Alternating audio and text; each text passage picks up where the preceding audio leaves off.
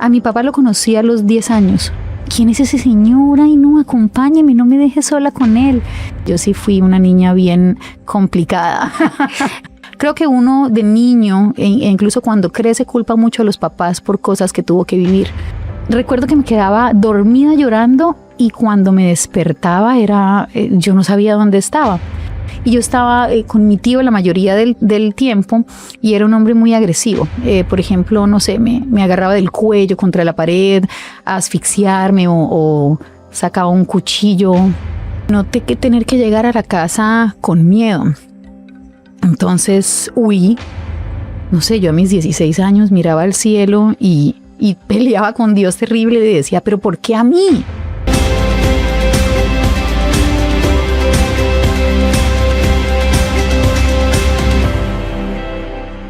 Amigas, bienvenido a otro episodio de Amigas sin filtros. Este episodio es especial porque estaré entrevistando a una persona muy especial para mí, mi amiga Cris Jaimes. Ella es periodista, corresponsal, presentadora y emprendedora. Y por primera vez va a estar contando su historia.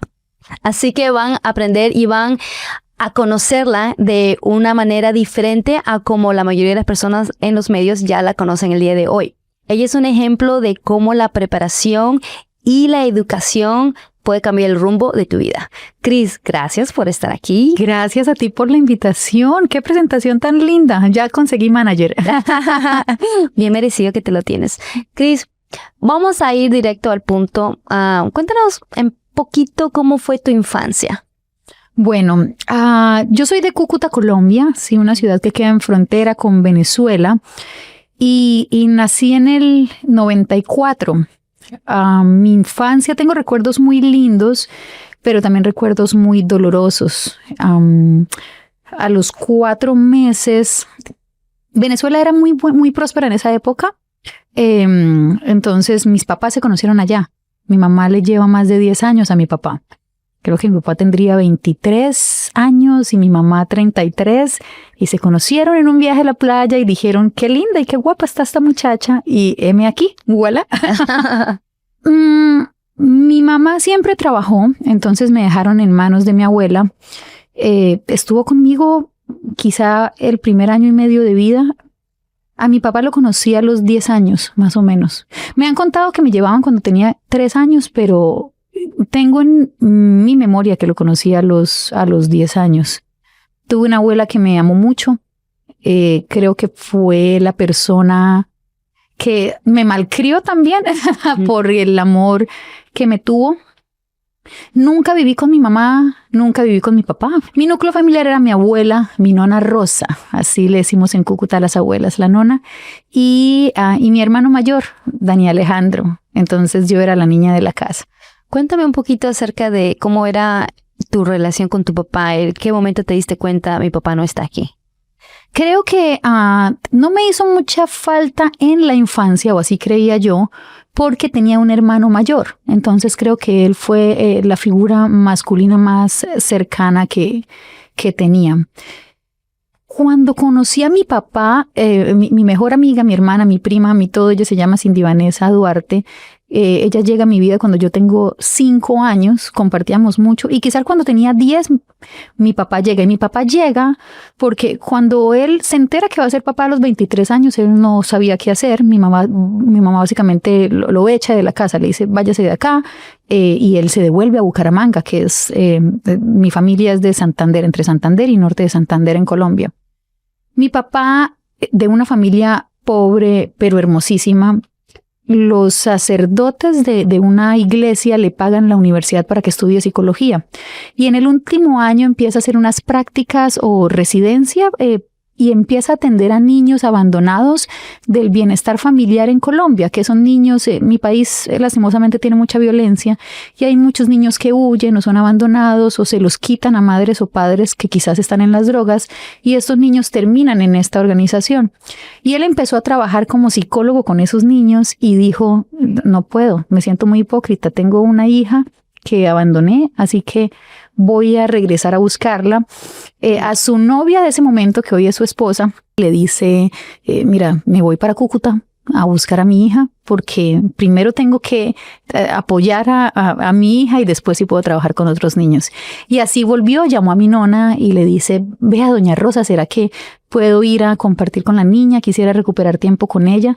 Y mi nona, bien protectora, era como que, ¿a qué quieres venir a esta edad cuando ya nosotros la hemos cuidado? No le tocó fácil a mi papá cuando volvió. ¿Tú cuando lo viste por primera vez, qué sentiste? ¿Te acuerdas? Sí, sentí que era alguien extraño. Yo me acuerdo que agarré a mi prima Vanessa y le dije, ¿quién es ese señor? Ay, no, acompáñeme, no me deje sola con él. Me costaba agarrarle la mano. Creo que él hacía muchas estrategias para conquistar. Me llevaba a tocar guitarra, me llevaba a ver a los caballos. A mí me encantan los caballos y me enseñaba a darles panela, zanahoria. Además, yo era una niña muy agresiva, muy retenida, tenía muchos problemas por la infancia que tuve y creo que mi papá me empezó a analizar de cómo tenía que ser el approach conmigo. Lo hizo muy desde el amor y fue muy paciente, porque yo sí fui una niña bien complicada. En ese entonces tu mamá no estaba viviendo contigo tampoco, ¿la mirabas? De mi mamá tengo muchos recuerdos. La miraba con todo el amor del mundo todavía hoy. No tuvimos una relación fácil, quizá ya cuando me vuelvo adulta, ¿verdad? Que empiezo a entender muchas cosas. Creo que uno de niño, e incluso cuando crece, culpa mucho a los papás por cosas que tuvo que vivir. Y a la final, it is what it is, y la vida te pone muchas circunstancias para que tú aprendas a ser fuerte y nadie es culpable. Es decir, los papás de uno hicieron lo que pudieron hacer por uno con las cosas que sabían o las herramientas que tenían, ¿sí? Entonces, hermosísima, ahorita tiene 62 años ella, pero de joven, hermosa, una rubia despampanante, se hacía un lunar acá. Iba a recogerme al kindergarten y mis compañeritos me decían, estoy enamorado de la mamá de Cris Dayana. Venía como 2 veces al año, pero también tengo recuerdos, claro, cuando llegaba era mi princesa, o sea, es que uno ve a la mamá de uno con todo el amor como lo ve una niña, ¿no? Pero también la veía 1 o 2 veces al año y recuerdo que le decía a una tía en esos días que duraba en la casa de mi abuela y se tenía que regresar a su trabajo en Venezuela, vaya, entretenga a la niña y llévela a comprar algo o vaya a jugar con esto. Y cuando yo descubría algo en ese momento y quería devolver a decirle, mami, mira que aprendí esto, mi mamá. Y me asomaba mucho al porche, como le decimos en Cúcuta, a la reja afuera, y mi mamá ya estaba 1 o 2 calles en un taxi. Entonces tengo muchos recuerdos una y otra vez de quedarme pegada a la reja llorando. Era como un desconsuelo, ¿sabes? No, recuerdo que me quedaba dormida llorando y cuando me despertaba yo no sabía dónde estaba. Y eso repetido una y otra vez era como el amor más grande cuando volvía y la desilusión más grande cuando se iba a escondidas. También me imagino su dolor de ella de despegarse de su hija y decir, mira, ¿sabes qué? No quiero llorar. Me voy así, prefiero evitarme el sufrimiento de despedirme de ella.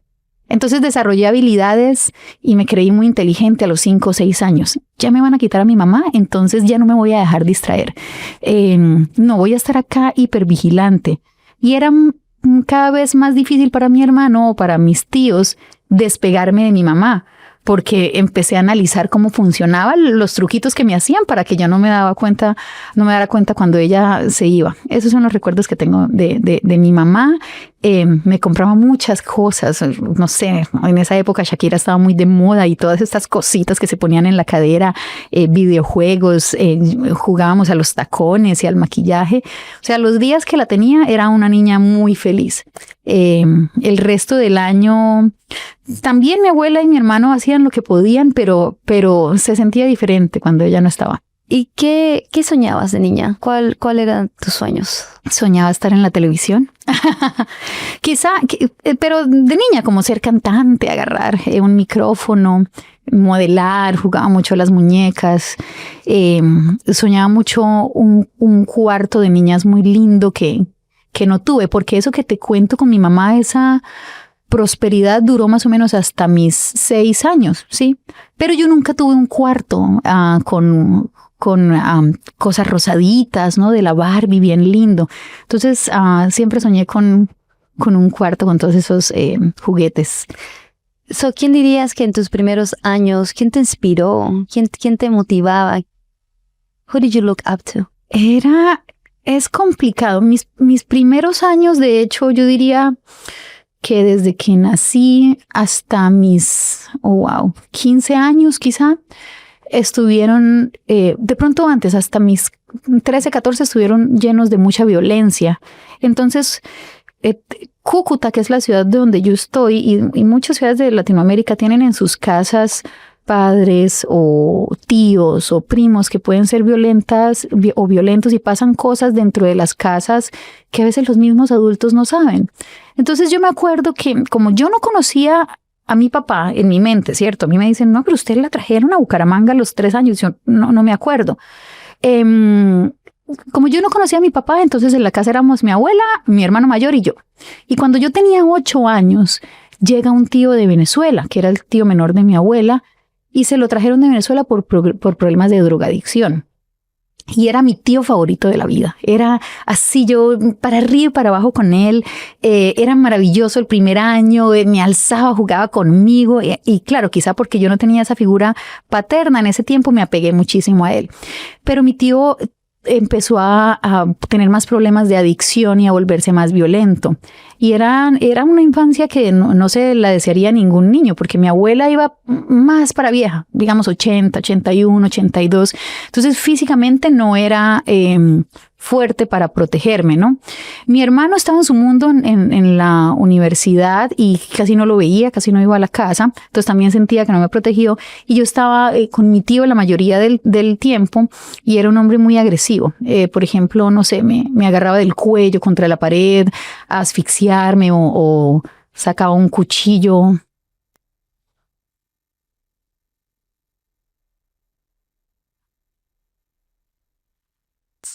Okay. Que para perseguirme en la casa. Entonces, una niña que se enfrenta a esas situaciones desarrolla habilidades de protección, ¿sabes? Y así fui yo hasta que, gracias a Dios, mi papá apareció. Esos son los años de infancia que recuerdo. Si tú me preguntas si yo en ese tiempo de infancia quería ser periodista, sabría dónde llegaría, no, la verdad no. Pero sí quería un futuro distinto. Yo quería una familia llena de amor y no tener que llegar a la casa con miedo. Entonces huí de la casa. Literalmente me fui cuando tenía 16 años porque no era un lugar seguro para mí. Eso entre muchas cosas que uno quisiera no recordar. Y yo peleaba con Dios. Yo ahora tengo una relación muy fuerte con Dios, lo amo, es mi pilar. Estoy donde estoy porque Él habla conmigo. Y suena chistoso, pero Él habla conmigo a través de la intuición de cada persona que me pone, y hoy estoy cada vez más segura de eso. Pero en ese tiempo, no sé, yo a mis 16 años miraba al cielo y peleaba con Dios terrible y decía, ¿pero por qué a mí? ¿Pero por qué yo no puedo ser una niña normal? Si sabes que tiene su familia, su cuarto, que le pagan la universidad, que tiene que comer, ¿no? Entonces tuve que salir a trabajar y sabía que quería estudiar porque la única manera de cambiar un futuro en donde mi familia por parte de mi mamá no creía de pronto en la educación. Mi mamá estudió hasta 3º de primaria y ella ni siquiera sabe el nombre de la maestría que estoy estudiando acá, ¿sabes? Pero sabe pronunciar la palabra posgrado. Entonces es muy lindo hoy porque ella dice, mi hija está estudiando un posgrado en Estados Unidos. Mi hija es periodista, mírala en la televisión o guarda los periódicos donde me han sacado. Pero la vida es bella y Dios sabe cada cosa que te hace atravesar para llegar a donde estoy hoy y poder mostrarle a otros niños que me recuerdan a lo que yo viví, que hay un futuro diferente que se puede crear y que hay que tener mucha fe y no parar de soñar, definitivamente. Qué pena, me pongo nostálgica, amigos. Tu historia es muy, muy bella y yo sé que hay muchas personas que están pasando por lo que tú has pasado y esto es algo que los va a inspirar. ¿Cómo llegaste a Estados Unidos? Yo llegué a los Estados Unidos en el 2021 cuando tenía 26 años. No hablaba inglés, nunca hablé inglés. Y me vi una película que en español se llama El Stand de los Besos. Yo como a mis 17 quería migrar, pero pues no tenía el dinero para irme, no sé, a Ámsterdam y eran muchos requisitos en estos programas de au pair y todo eso y yo, bueno, no me alcanza y siempre quise. A mis 26 yo estaba estable en Colombia, ¿no? Entonces estaba en un pico muy interesante de mi carrera profesional. Era presentadora de noticias, trabajaba en 2 canales diferentes. A eso me gustaría, antes de que vayamos ahí. Tenías 16 años, te fuiste de tu casa a buscar futuro. ¿A dónde te fuiste y cómo perseguiste ese sueño que era de estar en la televisión? Eso es una serie de milagros hermosísimos en mi vida. Yo tengo entonces 16, me voy, huyo de mi casa, de este tío loco. Mi abuela se muere a los 16, entonces la muerte de mi abuela y la muerte además de entre los 12 y los 15, un poquito antes, mi tía Doris, que hoy ya no está con nosotros, era la familia de ella era la que siempre me rescataba, ¿no? Y me cuidaba. En ese mismo año, 2 años seguidos, se mueren mi tía Doris, que era como quien me protegía y la figura materna, mi abuela y este tío loco que estaba en las drogas y era bien agresivo. Entonces yo sentía que el mundo se me acabó, ¿no? Me voy me voy a Venezuela porque no tenía plata para estudiar y me habían dicho que estudiar en Venezuela era gratis. Fui con la ilusión de estudiar periodismo, pero no pude porque no tenía papeles venezolanos. Entonces me devuelvo para Colombia y estoy un día con una carpeta en mis brazos en el barrio donde vivía mi tía porque quería aplicar a la universidad. Y mira cómo Dios es de lindo. Viene un vecino a tocar la puerta de la casa de mi tía y dice: buenas, doña Doris, es que vi a una de sus sobrinas con una carpeta en la mano caminando para arriba y para abajo y está buscando ella trabajo. Y yo, sí, tía, dígale que sí. Dígale que vaya hoy a las 2 de la tarde, que en Caobos, en Cúcuta, están abriendo un nuevo restaurante. Y entonces yo fui para allá, me presenté con la hoja de vida. ¿Y cuántos años tiene usted? Y yo, no, 16, voy a cumplir 17. Bueno, diga que tiene 18. Y yo, bueno, porque como es menor de edad no te dejan trabajar en Colombia. Y bueno, ¿qué experiencia tiene? Y yo, no, nada. Yo tenía 3 uñas pintadas de fucsia, una de negro, la otra no. O sea, desastrosa. Y me dice, bueno, quítate ese esmalte de las uñas para que estés bien presentadita. Acá está el uniforme y si viene el jefe, le dice que tiene 18 y ya empieza a trabajar hoy. Me acuerdo que me pagaban 20,000 pesos colombianos en ese tiempo, que hoy serían unos ¿qué? $4, $5 al día. Wow. Y ahí mismo, en ese mes, empezó a cambiar mi vida porque conseguí trabajo y me aceptan en la universidad pública, en la Francisco de Paula Santander, para estudiar comunicación social. Y desde ese entonces hasta la fecha y hasta que Dios me permita seguir estudiando y trabajando siempre. Entonces ahí empiezo a estudiar periodismo. ¿Qué significa la educación para ti? Todo. Es mi rescate, mi salvavidas. La educación me transformó. La educación y la comunicación las llevo en la sangre. Y eso que fui pésima estudiante en el colegio, terrible, no leía nada. Pero la educación transformó mi vida, ha transformado la vida de mi familia, de mi mamá, de mi hermano menor. Me ha permitido proveerles experiencias, me ha permitido inspirar a niños del colegio donde estudié y a otros. La educación lo es todo. De chiquita, teniendo el background que tienes, ¿pensaste en un momento que ibas a estudiar? ¿Querías ir a la universidad o lo mirabas imposible? Sí, siempre quise ir a la universidad porque gracias a Dios mi papá apareció cuando yo tenía 10 años y me empezó a llevar como psicólogo a otros ambientes. Entonces atendía a muchos chicos que se rehabilitaban de la droga, atendía a muchas familias de muy buen estatus socioeconómico en la ciudad y yo veía que todas esas familias eran con muchos privilegios y estudiaban. Me presentaban colegas de él en la alcaldía, otros psicólogos y todos tenían en común que hablaban distinto. Es que mi familia por parte de mi mamá y por parte de mi papá son dos mundos muy distintos y aunque a los dos les tengo amor y ambos me enseñaron lecciones distintas. Entonces por parte de mi mamá siento que hay un poco más de violencia, no estudio, más como que tienden lastimosamente a la envidia, el hacerse daño, ¿cierto? Que es el lugar de donde quise huir. Ya gracias a Dios, yo creo que muchas cosas, sanar, terapia, todo me han hecho aceptarlos y amarlos y entenderlos. Y la familia por parte de mi papá, que a pesar de que vienen del campo y tuvo mucha pobreza, mi abuela a punta de coser vestidos hizo que todos sus 5 hijos fueran a estudiar. Y aún hoy lo más sencillo de hablar con ella, y ella es yo creo que ella es mi fan número 1, mi abuelita Cleofelina, de cuanto yo la llamo. Y te cuento algo entre paréntesis. Ayer justamente, yo en estos días y en este momento de mi vida, ahorita mis 31 acá en Washington, me arrodillaba y le decía a Dios, Dios mío, agarra mi vida y ponme donde tú quieras que yo sirva y ayude, pero que me haga a mí muy feliz, ¿no?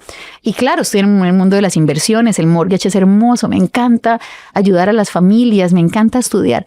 Y da la casualidad que ayer un profesor ahí de George Washington University me dice, Cris, ¿te interesaría hacer, yo no quiero hacer una internship en tal parte? Ok, ¿te interesaría hacer professor assistance para esta clase? Y yo casi que le dije, sounds good, suena bien. Y me dice, ok, esto es tuyo. Ya te presento al profesor no sé qué, que viene a la Universidad de Michigan. A este profesor serán 120 estudiantes de primer y segundo grado del Bachelor en Comunicaciones de la universidad. Y yo, son cosas como esas que me han pasado en la vida, que yo sin buscarlas, como que, mira, acá está, ¿quieres la educación? Pum, ¿quieres ayudar a los otros? Y ahora estoy muerta del miedo porque una niña como yo, en las condiciones que creció, jamás imaginaba estar en un salón de clases de una universidad de este nivel, ayudándole a un profesor que tiene 5,000 PhD, que habla no sé cuántos idiomas, a enseñarle a estudiantes además muy privilegiados con tuition fees carísimas que hablan el inglés como idioma nativo y yo que hace 4 años no hablaba nada, a decir, oye, es increíble, no se puede tocar lo que estoy viviendo, pero se siente y parecía imposible, pero aquí estoy. Es muy lindo. Ese había sido un paréntesis. Ese había sido un paréntesis. ¿En qué íbamos?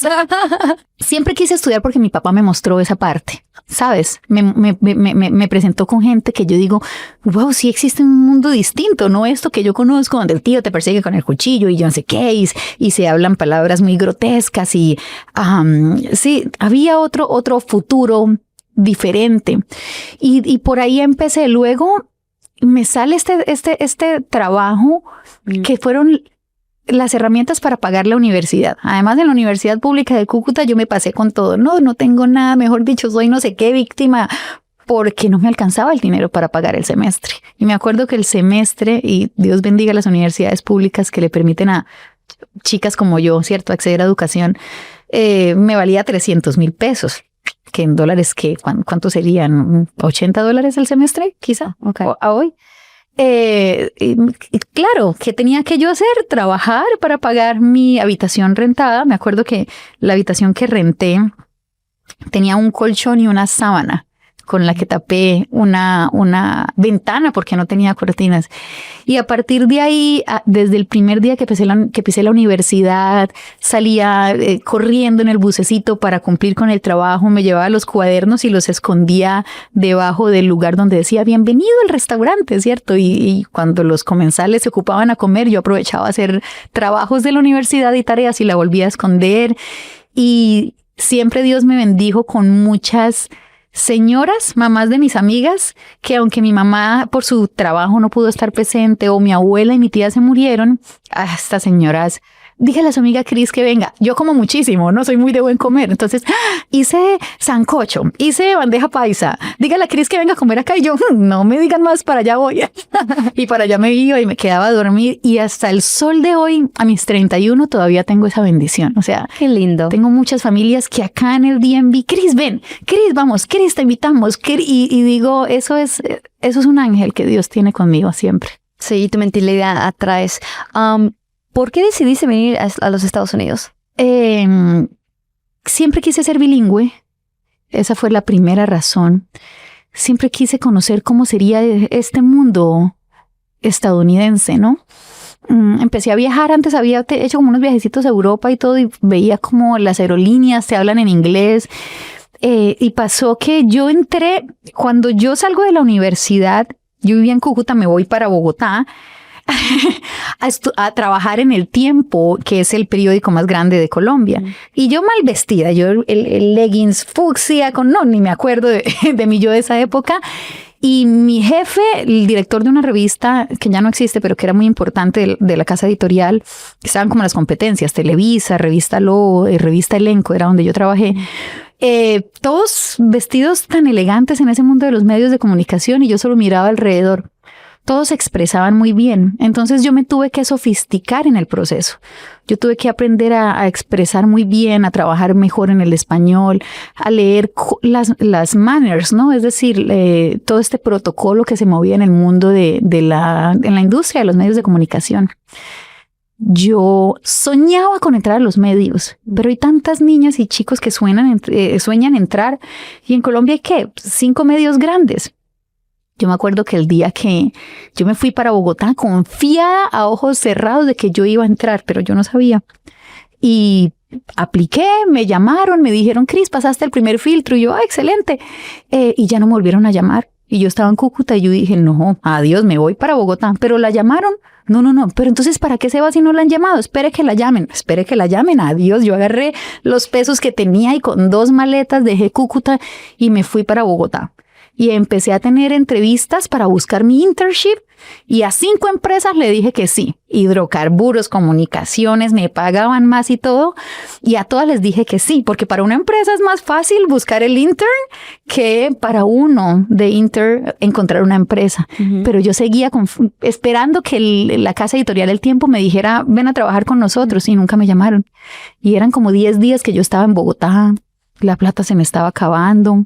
Una amiga, Dayana Rey, me recibió en esta habitación en Bogotá, y yo estaba deprimidísima, y un día me acosté llorando y me levanté y dije, no más, me voy para las instalaciones del medio de comunicación. Como decir tú acá, me voy para Telemundo, Univisión.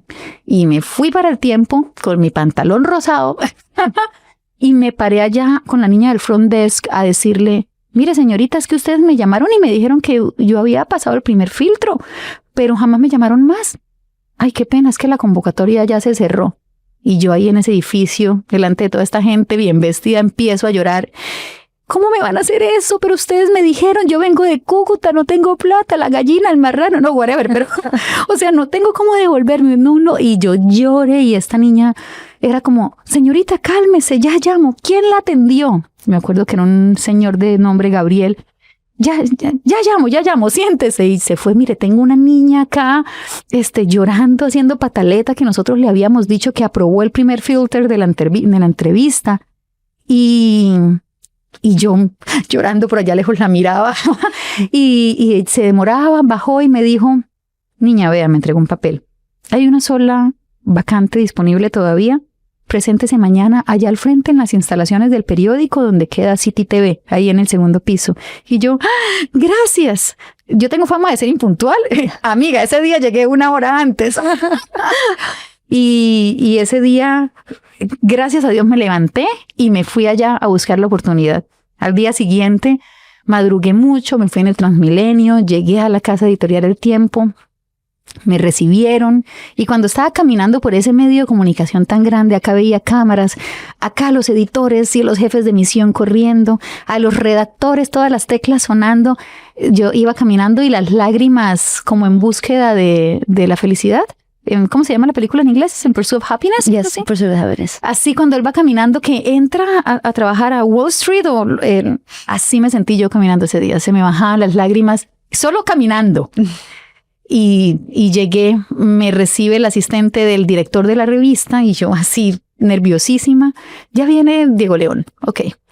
Luego llegó Diego León Giraldo, señorita, pase. Y yo, gracias. Muy bien, cuénteme de usted. No, mire, yo he hecho esto, yo ya he sido gerente de una clínica, yo ya he trabajado en mi medio local en televisión. Ok, ¿qué sabe de la revista? Y yo, nada.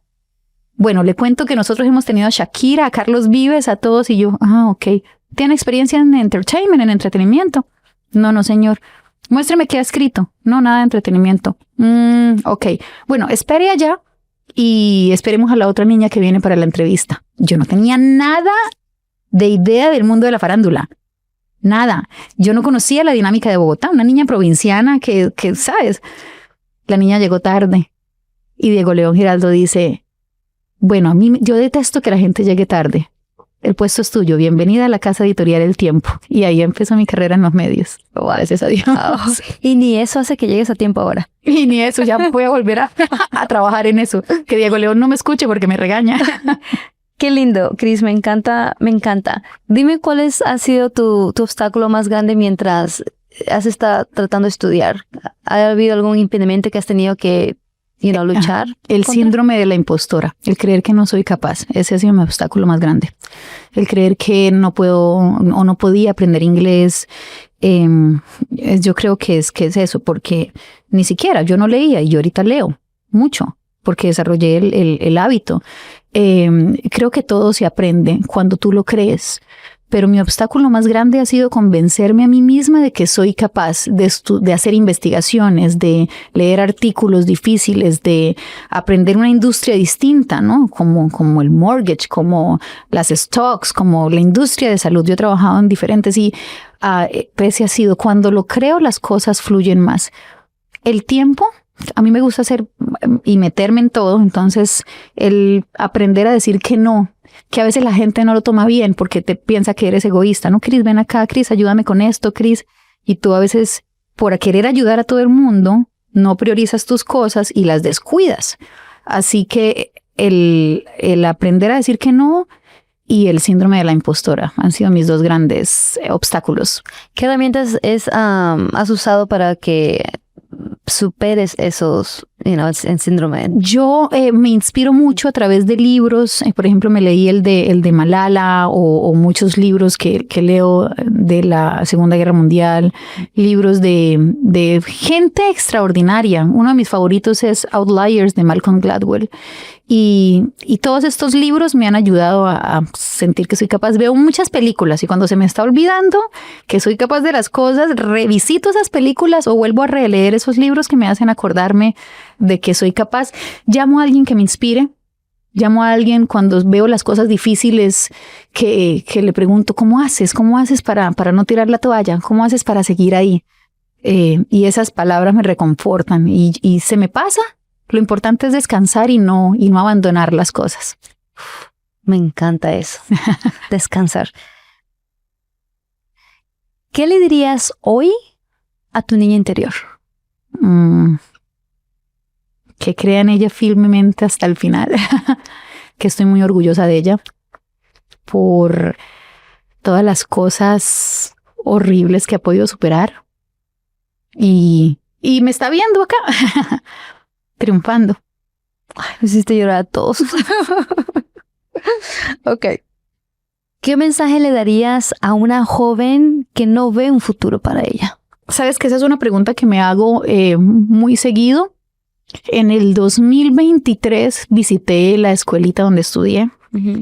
Y cuando volví había 45 niños y fue el mismo salón, sexto A, o sea, donde estudié sexto de primaria, 14 años atrás. Entonces vi una niña con un cintillo rosado, muy linda, muy extrovertida, y me vi tan reflejada. Y les dije, ¿qué quieren ser cuando sean grandes? ¿No? Y alcen la mano. ¿Tú qué quieres ser? Abogado. Yo quiero ser basquetbolista. Yo cantante. Y siempre les dije, sueñen. O sea, no importa cuál sea esa realidad de ahorita, ¿no? Porque la realidad de muchos niños en nuestros países es muy difícil. Si ellos piensan que la realidad de ahorita va a ser su futuro, las esperanzas se van, ¿sabes? Pero si tú los ayudas a de verdad crearse esa imagen mental de este niño trabajando como doctor, como abogado, como escritor, como lo que sueñe, y lo dibuja y lo pega en su cuartito y ve películas de esos otros niños que lograron ser algo y se rodea de gente que les inspire, que los lleve a bibliotecas, ¿cierto? Se acercan más a los profesores. Mira, a mí los profesores me han sido ángeles, a todos ellos, y hoy les digo, desde mis profesores de colegio hasta los de la universidad, yo no sería nada sin mis profesores. Así que me encantaría decirle a los niños que hay un futuro distinto y mejor a la realidad que conocen hoy, que es posible, por más imposible que parezca. Sí se puede salir de realidades complicadas, y eso va a hacer no solamente que la vida de ese niño cambie, sino que de su futura generación cambie, de la esposa o esposo que consigan, de los hijos que tengan. Un niño que escala, digamos, socialmente, que escapa de eso, es el símbolo de una mejor generación, ¿sabes? Para lo que venga después de este niño. Y a una persona que de repente no es tan niño, pero ya es más adulto, que piensa que es muy tarde para empezar, ¿qué le dirías? Que jamás es tarde, amiga, jamás. Yo jamás dejaría de estudiar, por ejemplo, jamás. Así tenga 60 años, siempre hay tantas cosas que aprender. Y uno no es la profesión de uno. Yo pude haber estudiado periodismo, y si yo mañana quiero dedicarme a otra cosa y ser cantante o tener 5 profesiones en la vida, no, le diría que no es su realidad actual, que no es lo que estudio. O sea, yo soy Cris Jaimes, ¿sí? Con todos mis valores, con todo lo que tengo. Uno dice, yo soy periodista, pero no. Yo soy Cris, eso le diría. A mis amigas hablamos, todas somos psicólogas entre todas y nos desahogamos. Tú eres un gran ejemplo de eso, que eres muy feliz haciendo tu podcast y cada historia que conoces detrás de estos micrófonos, ¿cierto? ¿Y a qué edad empezaste el podcast? ¿Sabes? Y seguramente a los 50, a los 60, bien, ¿qué tal que después dejes esto y quieres dedicarte a la natación o a correr competencias alrededor del mundo? Creo que las responsabilidades de familia, de esposos, de hijos, hacen parte importante de la vida, pero uno no se puede olvidar de uno mismo como individuo y mucho menos de sus sueños. O sea, es que el tema de no tener sueños con esa ilusión de perseguir es como estar muerto en vida, ¿sabes? Entonces, les diría eso. Wow. La edad no es nada más que un número, ¿verdad? Absolutamente. ¿Qué te da la educación que nada más te dio? Los golpes de la vida. Cada experiencia. Porque uno podría hablar de educación de la universidad y de la educación formal, ¿verdad?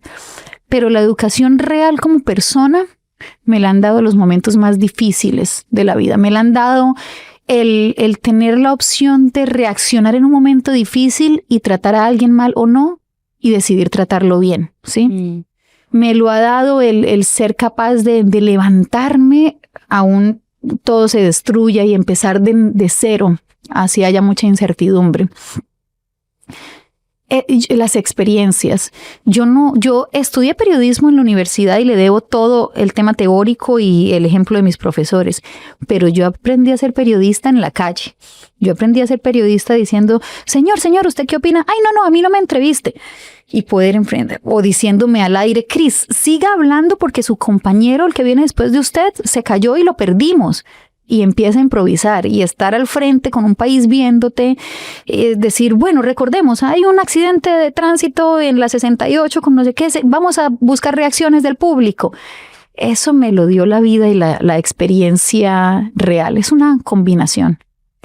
Te gradúas ya en un par de meses. ¿Qué es lo que más te emocionas de ahora, de donde viniste a quien ahora eres y sacar tu master degree? Sueño mucho con el momento en que me esté graduando ahí en el National Mall, lanzando la toga y el birrete y el sombrero. Es algo que visualicé y que pronto va a ser realidad. siento mucho con poder tocar, oler, enmarcar el título, pero ¿qué pasa más allá de tener el título, no? Creo que ese es el certificado para demostrarle a los otros que es posible lograr los sueños y tener una vida diferente. ¿Y ahora qué voy a hacer con todo eso que aprendí?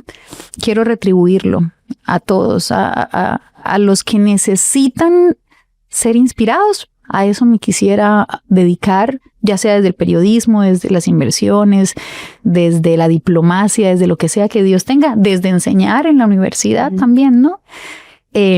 No tengo muy claro un plan de en mi vida viene plan A, B, C y esto voy a hacer, no. Pero sí creo que a eso que vine en Estados Unidos, a una universidad que jamás pensé que yo podía entrar porque era para gente privilegiada. Es que ese título, y los que me conocen como tú, tiene tantas, o va a tener cuando exista tantas historias detrás y tantas lágrimas y tantos sueños y tantos buenos días y malos días que es un tesoro más que un título que se me ponga, ¿no? Ese es el título que yo quisiera llevarle a mi Cris niña y decirle, mamita, vea, lo logró. Cris. Sabes, aparte de que eres una persona increíble por todos tus logros, eres un amor de persona por dentro. Y te lo digo porque, Cris, eres mi amiga.